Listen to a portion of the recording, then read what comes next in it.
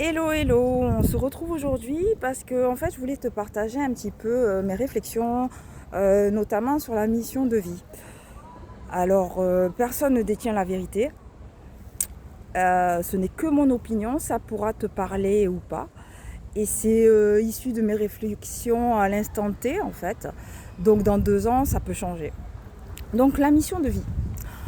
On en parle beaucoup, beaucoup en spiritualité. Tout le monde essaye de trouver sa mission de vie parce qu'on veut laisser sa trace, parce qu'on veut avoir un rôle à jouer, laisser son nom sur la planète Terre quand on sera mort, etc. Enfin, moi, je trouve que la mission de vie, en fait, n'a pas vocation à nourrir ton ego, ton orgueil, ni ton compte en banque, en fait. Parce qu'on a tous une mission de vie, qu'on soit spirituel ou pas spirituel, on a tous un rôle à jouer. Et même le méchant de l'histoire a un rôle à jouer. Parce qu'on a tous à apprendre de tout ça. Après, bien sûr, la mission de vie, je pense que elle peut être liée à ton métier. C'est-à-dire que si par exemple tu es un ingénieur chargé de trouver des solutions pour lutter contre la déforestation ou pour améliorer les habitats en fonction de l'environnement, des choses comme ça. Si tu t'engages pour la protection des animaux, si tu es dans les missions du soin, de la guérison, de l'aide aux autres, ou même si tu es une simple boulangère, et peut-être ta mission de vie, c'est juste de faire le meilleur pain du quartier avec tout ton amour. Et en plus, parce que tu te lèves tous les matins avec un sourire monstrueux de faire ça. Donc je pense qu'en fait, ta mission de vie, oui, elle est importante et puis finalement, elle n'est pas si importante que ça. Ta mission de vie, je pense, elle est à aller chercher dans tes dons, tes talents innés et tes capacités lorsque tu étais enfant.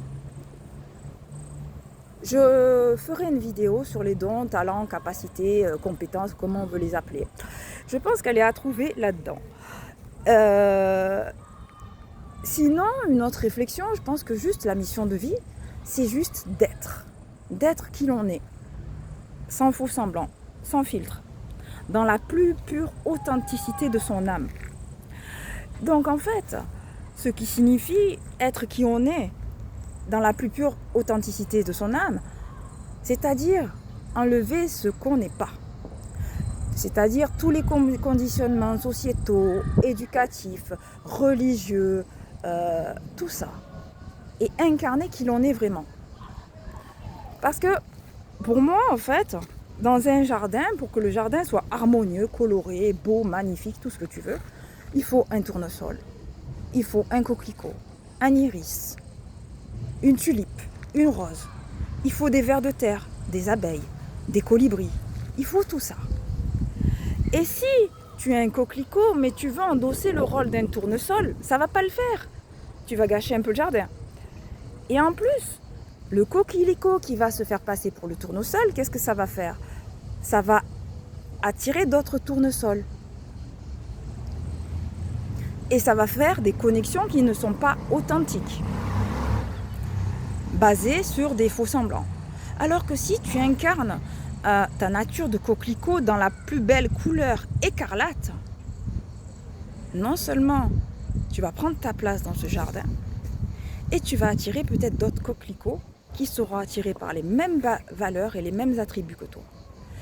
Et en plus, tu vas donner le message au tournesol qu'il peut en faire autant. C'est-à-dire être pleinement fier de sa nature de tournesol, même s'il n'est pas un coquelicot. Donc en fait, il faut être tous fiers de nos différences, parce qu'on a tous un rôle à jouer.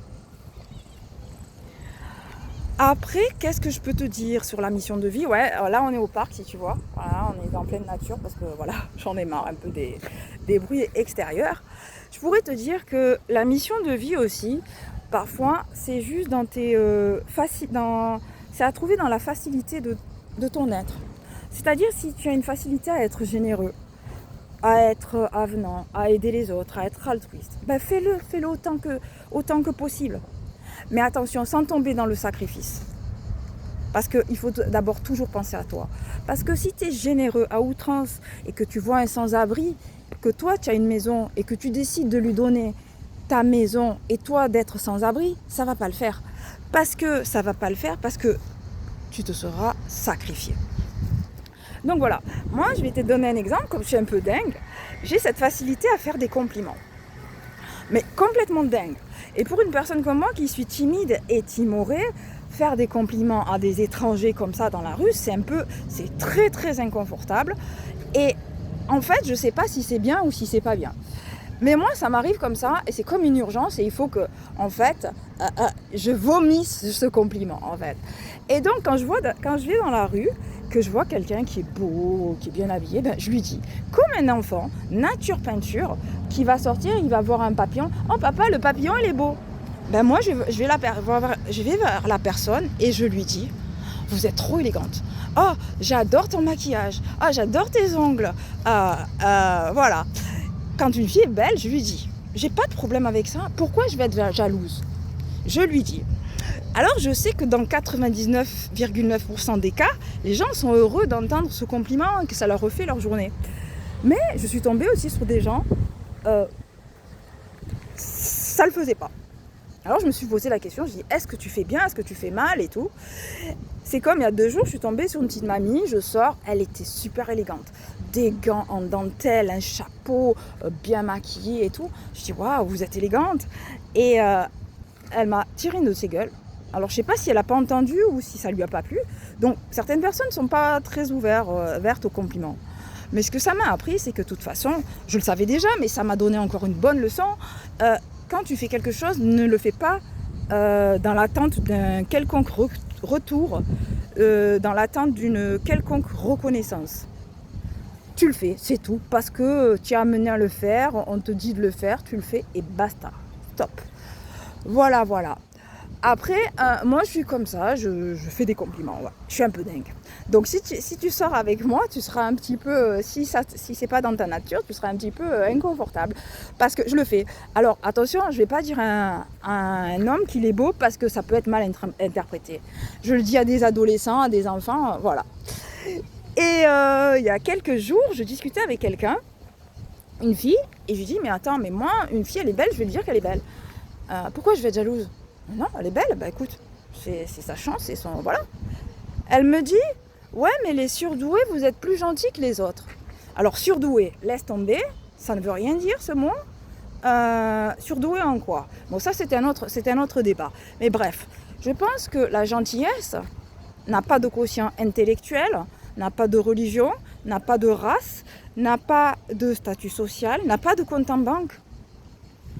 Elle n'a même pas de sexe. Donc voilà, tout juste pour te dire ça. Voilà, je crois que c'est tout. J'ai beaucoup parlé, mais il fallait que je le dise. Bon, dis-moi tes commentaires un peu. Et puis, si cette vidéo t'a parlé, tu peux liker et aussi la partager. Bisous, ciao.